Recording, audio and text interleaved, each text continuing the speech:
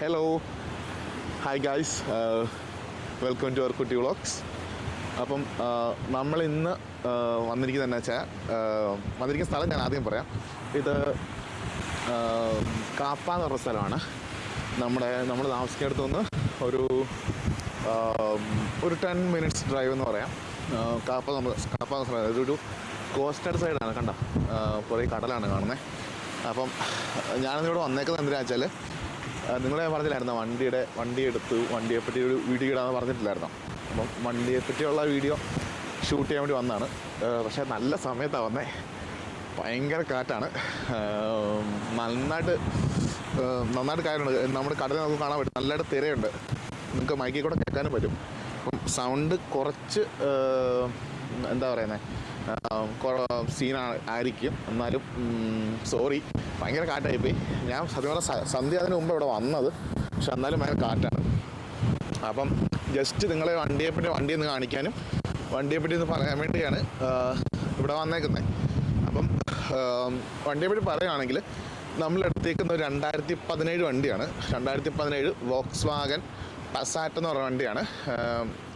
ആ പസാറ്റ് എന്ന് പറഞ്ഞ വണ്ടിയിൽ സബ് ഡിവിഷനായിട്ട് വരുന്ന ആർലൈൻ എന്ന് പറഞ്ഞാൽ വോക്സ്വാഗൻ്റെ ഹൈ എൻഡ് വേരിയൻസിനാണ് ആർലൈൻ എന്ന് പറയുന്നവർ. അപ്പം ആർലൈനാണ് വണ്ടി. ആർലൈൻ ബിസിനസ് ക്ലാസ് ഹൈലൈൻ വണ്ടിയാണ്. അപ്പം അതുകൊണ്ട് തന്നെ സ്പെക്ക് കുറച്ച് കൂടുതലായിരിക്കും. പിന്നെ സ്പെക്ക് കൂടുതലാണെന്ന് തന്നെയല്ല, ഇത് ജപ്പാൻ ഇമ്പോർട്ടഡ് കൂടാണ് കേട്ടോ. ജപ്പാൻ വണ്ടിയാണ്. കാരണം ജപ്പാനിൽ ഓടിയ വണ്ടിയാണ്. ജപ്പാനിലോട്ട് അയർലൻഡിലോട്ട് വന്ന വണ്ടിയാണ്. കാരണം അയർലൻഡിൽ വണ്ടിയുടെ പ്രൊഡക്ഷൻ ഒന്നും ഇല്ലെന്നാണ് എൻ്റെ അറിവ്. എല്ലാവരും അങ്ങനെയാണ് പറഞ്ഞിരിക്കുന്നത്. അയർലൻഡിൽ വണ്ടി ഒന്നും പ്രൊഡ്യൂസ് ചെയ്യുന്നില്ല ഇവർ യൂറോപ്പിലുള്ള ബാക്കി കൺട്രീസിൽ നിന്ന് വണ്ടി പർച്ചേസ് ചെയ്യുവാണ്. അതുകൊണ്ട് തന്നെ അയർലൻഡിൽ ഭയങ്കര വിലയാണ് വണ്ടിക്കെല്ലാം. അതിപ്പം ഏതൊരു വണ്ടി എടുത്താലും ഭയങ്കര വിലയാണ് അയർലൻഡിൽ. ഓക്കെ, അപ്പം വണ്ടി വില ഭയങ്കര കൂടുതലാണ്. അതുകൊണ്ട് തന്നെ ഇവിടെ പ്രൊഡക്ഷൻ ഇല്ല.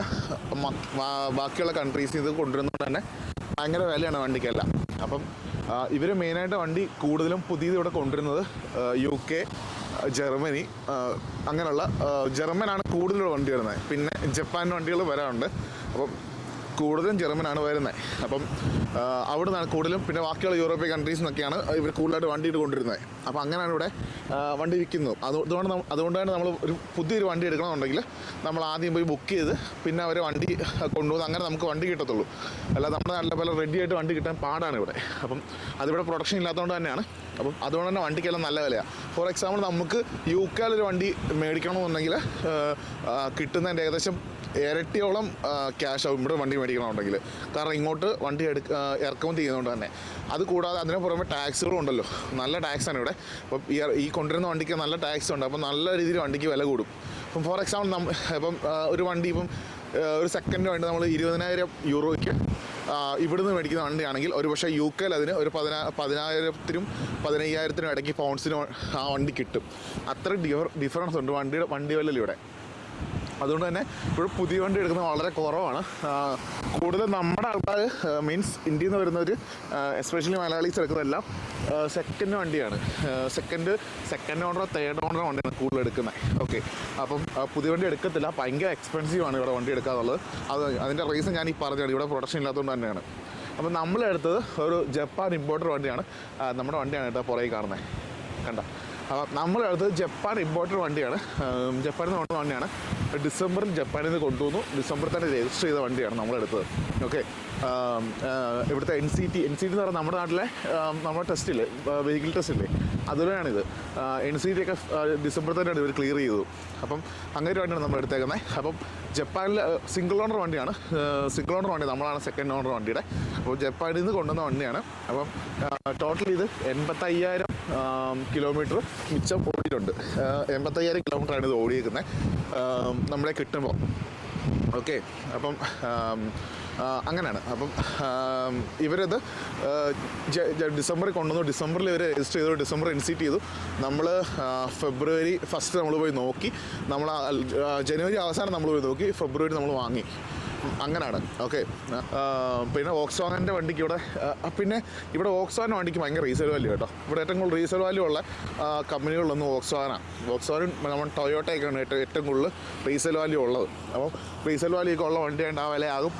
അത് ലാഭമാണെന്നാണ് എല്ലാവരും പറഞ്ഞു. അപ്പോൾ നമ്മളെടുത്തു, നമ്മൾ കുറച്ച് എമൗണ്ട് കൊടുത്തു, ബാക്കി നമ്മൾ നമ്മുടെ എന്താ പറയുന്നത് ലോൺ എടുത്തിട്ടാണ് നമ്മൾ വണ്ടി എടുത്തത്. ഓക്കെ, അപ്പം അങ്ങനെ എടുത്തത്. അപ്പം ഇവിടെ അത് ലോണുകളുടെ കാര്യം പറയുകയാണെന്നുണ്ടെങ്കിൽ ഇവിടെ പല ടൈപ്പ് ലോൺ എടുക്കാം. ഇവിടെ നമ്മുടെ ബാങ്കുകൾ വഴി ലോൺ എടുക്കാം. പിന്നെ നമ്മുടെ നാട്ടിലെ എന്താ പറയുക നമ്മുടെ ലോൺ പ്രൊവൈഡ് ചെയ്യുന്നവരില്ലേ, അങ്ങനെയുള്ളവർ ഇവിടെയുണ്ട്, അവരുടെ അടുത്ത് കൂടെ ലോൺ എടുക്കാം. പിന്നെ നമുക്ക് ഇവിടുത്തെ ക്രെഡിറ്റ് യൂണിയനുകളുണ്ട് എല്ലാ സ്ഥലങ്ങളിലും, അതുവഴി ലോൺ എടുക്കാം. അപ്പോൾ നമ്മളെടുത്ത് ക്രെഡിറ്റ് യൂണിയൻ വഴിയാണ്. നമുക്ക് നല്ലൊരു ഓഫർ ഉണ്ടായിരുന്നു, നമുക്കൊരു അഫോർഡബിൾ ആയിട്ടുള്ള ഒരു ഇൻട്രസ്റ്റ് റേറ്റ് കിട്ടി, ആണ് നമ്മൾ എടുത്തു. ഓക്കെ, അപ്പോൾ നമ്മളങ്ങനെ എടുത്തേ. നമുക്ക് ബാങ്കൊക്കെ വെച്ച് നോക്കുമ്പോൾ നല്ല വ്യത്യാസം ഉണ്ടായിരുന്നു. അപ്പോൾ നമുക്ക് ലാഭത്തിൽ കിട്ടിയോണ്ട് നമ്മളങ്ങനെ എടുത്തു. അങ്ങനെയാണ് നമ്മൾ വണ്ടി എടുക്കുന്നത്. അപ്പം വണ്ടി എടുത്തു. നമ്മൾ പിന്നെ ഇനിയിപ്പം ചെയ്യേണ്ട കാര്യം, വണ്ടി നമുക്ക് ഫുള്ളൊന്ന് സർവീസ് ചെയ്യണം. അപ്പം അതിന് നമ്മുടെ നാട്ടിലെ പോലെ നമുക്ക് പെട്ടെന്ന് കൊണ്ടുചെല്ലാൻ പറ്റത്തില്ല. നമ്മുടെ നാട്ടിലും എനിക്ക് തോന്നുന്നു അപ്പോയിൻമെൻറ്റ് ഉണ്ടെന്ന് തോന്നുന്നു അല്ലേ. ഇവിടെ എന്ന് പറഞ്ഞാൽ അപ്പോയിൻമെൻറ്റ് എടുക്കണം. അപ്പോയിൻമെൻറ്റ് എടുത്തിട്ട് അവർ പറയുന്ന ഡേറ്റിൽ കൊണ്ടുചെല്ലണം. അങ്ങനെയാണ് വരുന്നത്. അപ്പം വണ്ടി എടുത്തു. സെക്കൻഡ് എന്ന് പറഞ്ഞാൽ ഇൻഷുറൻസ് ആണ്. ഇൻഷുറൻസ് ഇല്ലാതെ നമുക്കിവിടെ വണ്ടി വെളിയിറക്കാൻ പറ്റത്തില്ല. പിടിച്ചു കഴിഞ്ഞാൽ ഭയങ്കര ഫൈനാണ്. അപ്പോൾ ഇൻഷുറൻസ് വേണം. അപ്പോൾ ഇൻഷുറൻസിന് നമുക്ക് എനിക്ക് ഒന്നാമത്തെ കാര്യം, ഞാൻ ഇവിടുത്തെ ലൈസൻസിന് അപ്ലൈ ചെയ്തിട്ടുള്ളൂ. ബട്ട് എനിക്ക് ഇൻ്റർനാഷണൽ ലൈസൻസ് ഉണ്ട്. അത് വെച്ചിട്ടാണ് എനിക്ക് അവർ ഇൻഷുറൻസ് തന്നെ. വൈഫിന് സുഖുവിന് അവർക്ക് ഇതുണ്ട്, നമുക്ക് ലേണേഴ്സ് പെർമിറ്റ് ഉണ്ട്. അപ്പോൾ ഞങ്ങളുടെ 2 പേരുടെ പേരാണ് ഇൻഷുറൻസ്. പക്ഷേ ഞങ്ങൾക്ക് ഇവിടെ ഫുൾ ലൈസൻസ് ഇല്ലാത്തതുകൊണ്ടും ഞങ്ങൾക്ക് ഇവിടെ ഡ്രൈവ് ചെയ്ത് എക്സ്പീരിയൻസ് ഇല്ലാത്തതുകൊണ്ടും നല്ലൊരു തുകയായി ഇൻഷുറൻസിന്. അപ്പം നല്ലൊരു തുക എന്ന് പറഞ്ഞാൽ നല്ല ഒരു തുകയായിട്ടുണ്ട്. മീൻസ് 2500 സംതിങ്, 2600 യൂറോയ്ക്ക് താഴെ ഇൻഷുറൻസ് തന്നെയായി ഈ വണ്ടിക്ക്. അത് ഭയങ്കര വലിയൊരു എമൗണ്ടാണ്. നമ്മൾ അത്രയും പ്രതീക്ഷയില്ലായിരുന്നു. ബട്ട് നമുക്കിവിടെ എക്സ്പീരിയൻസ് ഇല്ലാത്തവർക്കും ഫുൾ ലൈസൻസ് ഇല്ലാത്തതുകൊണ്ടും നമുക്ക് അത്ര ഇൻഷുറൻസ് ആയി. പക്ഷേ ഇപ്പോഴാണ് ഇത്രയും കൂടിയതാണ് എല്ലാവരും പറയുന്നത്. നേരത്തെ ഇത്ര ഇല്ലായിരുന്നു എന്നാണ് പറയുന്നത്. ഇപ്പം നമ്മളെടുത്തപ്പം തന്നെ ആ സമയത്ത് തന്നെ വണ്ടി എടുത്തവർക്കും ഏകദേശം ഈ എമൗണ്ട് തന്നെയായി. പിന്നെ ചിലർ ഞങ്ങൾ ജനുവരി അവസാനം എടുത്തുകൊണ്ട് ചിലപ്പോൾ ഇയർ ഓപ്പണിംഗ് ആയതുകൊണ്ട് എമൗണ്ട് കൂടിയതാണെന്നും പറയുന്നുണ്ട്. കാരണം ഡിസംബറിൽ എടുത്തവർക്ക് ഇത്രയും എമൗണ്ട് ഇല്ലായിരുന്നു. അപ്പം നമുക്ക് അത്രയും എമൗണ്ട് ആയിട്ടുണ്ട്. ഓക്കെ, ഇവിടെ ഒരുപാട് ഇൻഷുറൻസ് പ്രൊവൈഡേഴ്സ് ഉണ്ട്. പക്ഷേ നമുക്ക് ഇൻ്റർനാഷണൽ ലൈസൻസ് വെച്ചായിരുന്നു 1-2 പേരേ ഉള്ളൂ. നമുക്കത് വേറെ വഴിയില്ലായിരുന്നു. വണ്ടി ഓൾറെഡി നമുക്ക് എടുക്കണമായിരുന്നു. വണ്ടി ഇൻഷുറൻസിൽ എടുക്കാൻ പറ്റത്തില്ല. അപ്പം അപ്പോൾ നമ്മൾ അങ്ങനെ എടുത്തു. പിന്നെ NCT അവർ ക്ലിയർ ആക്കി തന്നായിരുന്നു. പിന്നെ ഇൻഷുറൻസ്. പിന്നെ മൂന്നാമത് നമ്മൾ വണ്ടിക്ക് ചെയ്യേണ്ട കാര്യമാണ് ടാക്സ് എന്നുള്ളത്. നമ്മളിവിടെ ടാക്സ് അടയ്ക്കണം. വണ്ടിക്ക് ടാക്സ് അടയ്ക്കേണ്ടതായിട്ടുണ്ട്. അപ്പം ഇതിൻ്റെ ടാക്സ് 200 യൂറോ ആണെന്നാണ് പറഞ്ഞിരിക്കുന്നത്. നമ്മളോട് അവർ പറഞ്ഞിരിക്കുന്നത്, നമുക്ക് വണ്ടി തന്ന ആൾ പറഞ്ഞിരിക്കുന്നത് 200 യൂറോ ആണെന്നാണ്. അപ്പം നമ്മൾ ചെക്ക് ചെയ്തിട്ടില്ല. കാരണം നമ്മൾ വണ്ടി നമ്മുടെ പേരിലായ പേപ്പർ വന്നുള്ളൂ. അപ്പം അവർ അവിടെ നിന്ന് തന്നെ പേരിലാക്കാൻ വേണ്ടി റിക്വസ്റ്റ് ചെയ്തു. ഇപ്പം വണ്ടി പേരിലായ പേപ്പർ വന്നിട്ടുണ്ട്. അപ്പം അതുകൊണ്ട് തന്നെ നമുക്കിനിയിപ്പോൾ ചെക്ക് ചെയ്യണം, നമുക്ക് എത്രയാണ് ഇൻഷുറൻസ് എന്നുള്ള കാര്യം ചെക്ക് ചെയ്യണം. അപ്പം അതാണ് അടുത്ത കടമ്പ. ഈ 3 കാര്യങ്ങളുണ്ടെങ്കിൽ നമുക്ക് വണ്ടിയോടെ ഓടിക്കാൻ പറ്റത്തുള്ളൂ. അപ്പം വണ്ടി 1.4 ലിറ്റർ വരുന്ന എഞ്ചിനാണ്. 150 bhp പവർ ഉൽപ്പാദിപ്പിക്കാൻ പറ്റുന്ന എഞ്ചിനാണ്. പെട്രോൾ എഞ്ചിനാണ്. പിന്നെ ഓട്ടോമാറ്റിക്കാണ് കേട്ടോ. ട്രാൻസ്മിഷൻ ഓട്ടോമാറ്റിക്കാണ് എടുത്തത്. അപ്പം മാനുവൽ ഒന്നാമത്തെ കാര്യം, എനിക്കത്ര ഇതില്ല മാനുവൽ ഓടിക്കാൻ. പിന്നെ ഇവിടെ എല്ലാവരും ഓട്ടോമാറ്റിക് എടുക്കുന്നത്. ഓട്ടോമാറ്റിക് കുറച്ച് കംഫർട്ടബിൾ എന്നാണ് ഇതിലും പറയുന്നത്. അപ്പോൾ ഓട്ടോമാറ്റിക്കാണ് എടുത്തേക്കുന്നത്. പിന്നെ ഓട്ടോമാറ്റിക് ആണെങ്കിലും DSG ഗിയർ ബോക്സ് ആണ് വന്നേക്കുന്നത്. DSG ഗിയർ ബോക്സ് കൊണ്ട് തന്നെ ഒരു എന്താ പറയുന്നത്, അവരുടെ തന്നെ ഒരു വളരെ ടെക്നോളജിക്കലായിട്ട് ഭയങ്കര അഡ്വാൻസ്മെൻ്റ് ഉള്ള അവരുടെ തന്നെ ഒരു ഗിയർ ബോക്സാണ് DSG ഗിയർ ബോക്സ്. അപ്പോൾ അതാണ് വന്നേക്കുന്നത്. അപ്പം അതൊക്കെ വെച്ചൊക്കെ നല്ലൊരു ഓപ്ഷനാണ്. DSG ഗിയർ ബോക്സ് എന്നൊക്കെ പറഞ്ഞാൽ നല്ലൊരു ഓപ്ഷനായിരുന്നു കേട്ടോ.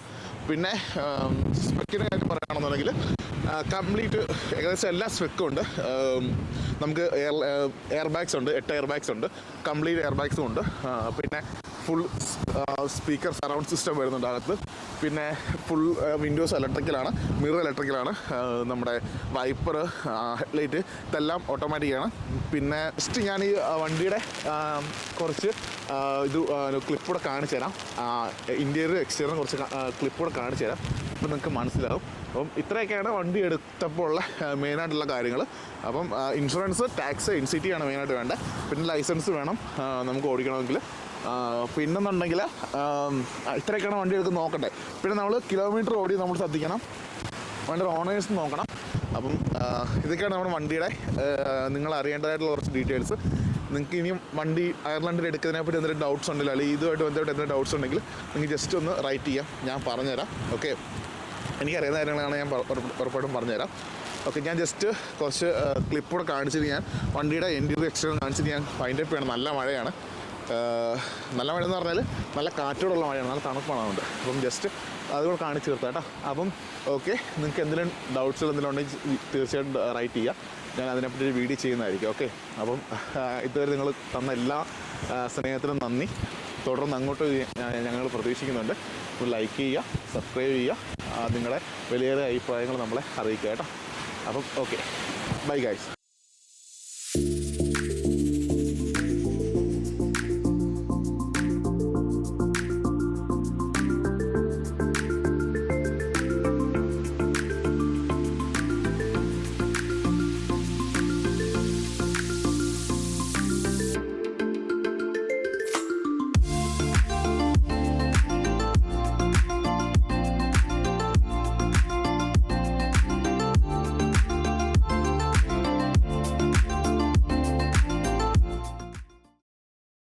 The night has come, it's cold and losing my control. Your light is